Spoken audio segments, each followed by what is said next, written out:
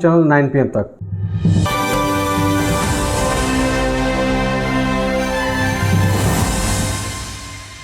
शीतकालीन सत्र का आरंभ हो रहा है और आज सदन के हम सभी माननीय सदस्यों के लिए ये गर्व की पल है। आपका स्वागत करना और आपके मार्गदर्शन में सदन के माध्यम से देश को प्रगति की राह पर ले जाने के लिए महत्वपूर्ण विषयों पर चर्चा, महत्वपूर्ण निर्णय और उसमें आपका अमूल्य मार्गदर्शन एक बहुत बड़ा अवसर हम सबके लिए है। मैं सदन की तरफ से, मेरी तरफ से आपको बहुत बहुत बधाई देता हूं, आपका अभिनंदन करता हूं और आपको शुभकामनाएं देता हूं। और मैं विश्वास भी कर देता हूं कि सभी इस सदन में बैठे हुए माननीय सदस्य ये उच्च सदन की गरिमा को संभालते हुए आपकी गरिमा की भी सदा सर्वदा चिंता करेंगे, मर्यादा रखेंगे, ये मैं आपको विश्वास दिलाता हूं।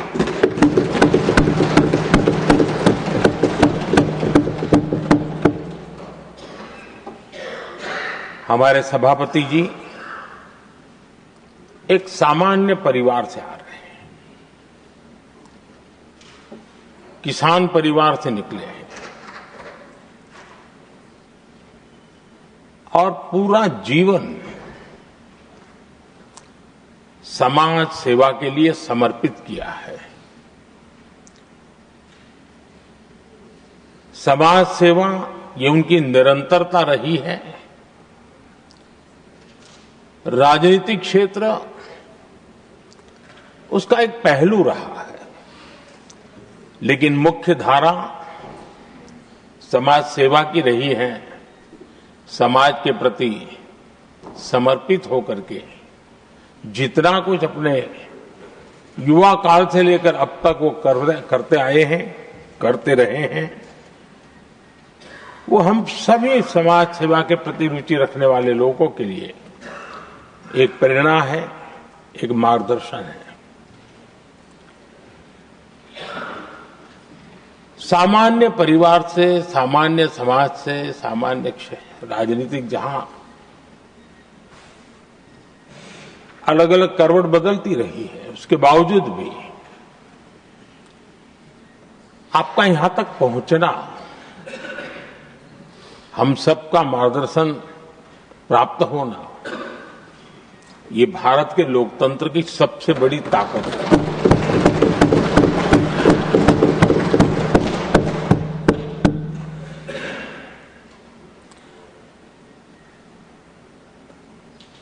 ये मेरा सद्भाग्य रहा है कि मैं आपको लंबे अरसे से परिचित रहा हूं। सार्वजनिक जीवन में साथ साथ काम करने का अवसर भी मिला है, लेकिन प्रधानमंत्री के रूप में जब मुझे यहां दायित्व मिला और जब मैंने आपको अलग अलग जिम्मेवारियां में काम करते देखा, तो मेरे मन पर अतिशय सकारात्मक भाव जगना बहुत स्वाभाविक था। क्वायर बोर्ड के चेयरमैन के रूप में हिस्टोरिकली हाईएस्ट प्रॉफिट वाली इंस्टीट्यूशन में कन्वर्ट करना, यानी आपका किसी संस्था के प्रति समर्पण हो तो कितना विकास किया जा सकता है और कैसे दुनिया में उसकी एक पहचान बनाई जा सकती है, वो आपने करके दिखाया। आपको भारत के कई क्षेत्रों बहुत कम लोगों को ऐसा अवसर मिलता है। आप झारखंड में, महाराष्ट्र में, तेलंगाना में, पुडुचेरी में राज्यपाल, लेफ्टिनेंट गवर्नर अलग अलग दायित्व संभालते रहे। और मैं देखता था कि झारखंड में तो आदिजाति समाज के बीच जिस प्रकार से आपने अपना नाता बना दिया था, जिस प्रकार से आप छोटे छोटे गांव तक दौरा करते थे, वहां के मुख्यमंत्री बड़े गर्व के साथ इन बातों का जब भी मिलते थे जिक्र करते थे। और कभी कभी वहां के राजनेताओं के लिए भी चिंता होती थी कि हेलीकॉप्टर हो या न हो, इसकी कोई परवाह किए बिना जो गाड़ी है आप चलते रहते थे, रात को छोटे छोटे स्थान पर रुक जाना। ये जो आपने एक अपना सेवा भाव था, उसको राज्यपाल के पद पर रहते हुए भी जिस प्रकार से आपने उसको एक नई ऊंचाई दी, इससे हम भली भांति परिचित हैं। मैंने आपको एक कार्यकर्ता के रूप में देखा है, एक सहयोगी के रूप में हम साथ काम किए हैं, सांसद के रूप में देखा है, अलग अलग पदों पर देखते हुए आज यहां पर पहुंचे। लेकिन मैंने एक बात महसूस की है कि आमतौर पर सार्वजनिक जीवन में पद पर पहुंचने के बाद कभी लोग पद का भार अनुभव करते हैं और कभी कभी प्रोटोकॉल में दब जाते हैं। लेकिन मैंने देखा है कि आपको और प्रोटोकॉल का कोई नाता ही नहीं रहा है, आप प्रोटोकॉल के परे रहते हैं। और मैं समझता हूं सार्वजनिक जीवन में प्रोटोकॉल से मुक्त जीवन की एक ताकत होती है, और वो ताकत हम हमेशा आप में अनुभव करते रहे हैं, और ये हमारे लिए गर्व का विषय है। आदरणीय सभापति जी, आपके व्यक्तित्व में सेवा, समर्पण, संयम, इन सभी बातों से हम भली भांति परिचित हैं। वैसे आपका जन्म तो डॉलर सिटी में हुआ और उसकी एक अपनी पहचान है, लेकिन उसके बावजूद भी आपने अपनी सेवा का क्षेत्र अंत्योदय को चुना। आपने हमेशा एक डॉलर सिटी के भी उस तबके की चिंता की जो दबे, कुचले और कुछ वंचित परिवार थे, उनकी चिंता की। आदरणीय सभापति जी,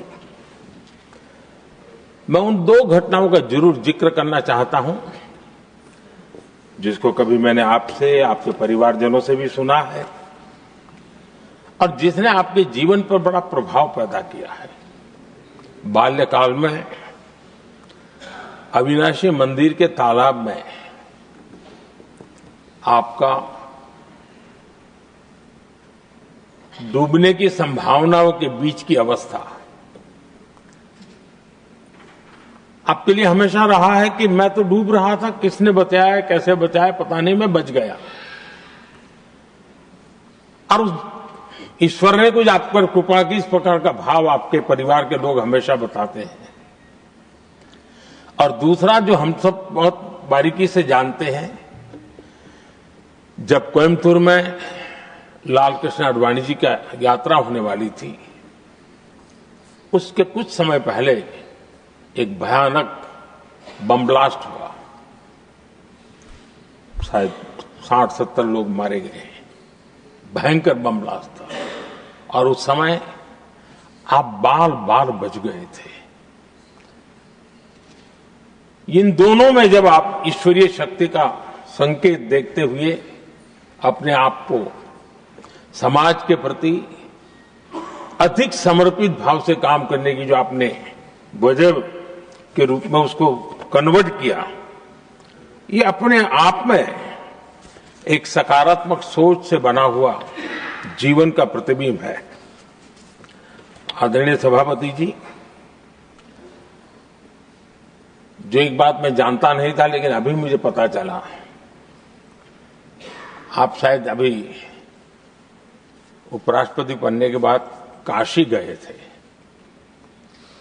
और आपका काशी का दौरा था, तो एक सांसद के नाते स्वाभाविक रूप से मेरा मन वहां सब कुछ ठीक ठाक हो रहता है। लेकिन आपने वहां एक बात बताई जो मैंने सुनी, मुझे मेरे लिए नई बात थी। आपने वहां कहा कि आप वैसे तो नॉनवेज के आदी थे, लेकिन जब पहली बार आप काशी गए थे जीवन में और काशी में पूजा वगैरह की, मां गंगा को अपने आशीर्वाद प्राप्त किया मां गंगा से, और पता नहीं आपके भीतर एक संकल्प जगा और उस दिन से आपने तय किया कि आप अब नॉनवेज नहीं खाएंगे। अब ये कोई न कोई सात्विक भाव, कोई नॉनवेज खाने वाले बुरे हैं ऐसा मैं नहीं कह रहा हूं, लेकिन आपके मन में काशी की धरती पर विचार आया, तो एक सांसद के नाते मेरे लिए भी एक स्मरण रखने वाली एक घटना के रूप में मैं उसको हमेशा याद रखूंगा। भीतर कोई न कोई आध्यात्मिक भाव जो इस प्रकार की दिशा में ले जाने की प्रेरणा देता है। आदरणीय सभापति जी, छात्र जीवन से आपकी नेतृत्व सामर्थ्य रहा है। आज राष्ट्रीय नेतृत्व की दिशा में आप हम सब का मार्गदर्शन करने के लिए यहां विराजमान है, यह हम सब के लिए गर्व का विषय है। आदरणीय सभापति जी, आप लोकतंत्र के रक्षक के रूप में अपनी जवानी में, युवा अवस्था में, जब किसी को भी सरल मार्ग से जाने का मन कर जाता है, आपने वो रास्ता नहीं चुना, आपने संघर्ष का रास्ता चुना। लोकतंत्र पर आए हुए संकट के सामने मुकाबला करने का रास्ता चुना और आपने आपातकाल में एक लोकतंत्र के सिपाही की तरह जिस प्रकार से लड़ाई लड़ी, साधनों की सीमाएं थी, मर्यादाएं थी, लेकिन जज्बा कुछ और ही था। और वह उस क्षेत्र के सभी, उस सब पीढ़ी के नौजवान आज भी इमरजेंसी के खिलाफ की आपकी जो लड़ाई थी, लोकतंत्र के लिए आपका संघर्ष था, उसमें आपने जन जागृति के जो विविध कार्यक्रमों को अपनाया था, लोगों को जिस प्रकार से आप प्रेरित करते थे, वे हमेशा हमेशा के लिए लोकतंत्र प्रेमियों के लिए एक प्रेरणा देने वाली घटना रही। आप एक अच्छे संगठक रहे हैं, मैं भलीभांति जानता हूं। आपने संगठन में जो भी दायित्व संभालने का अवसर आया, आपने उस जिम्मेवारी को चार चांद लगा दिए, अपने परिश्रम से लगा दिए।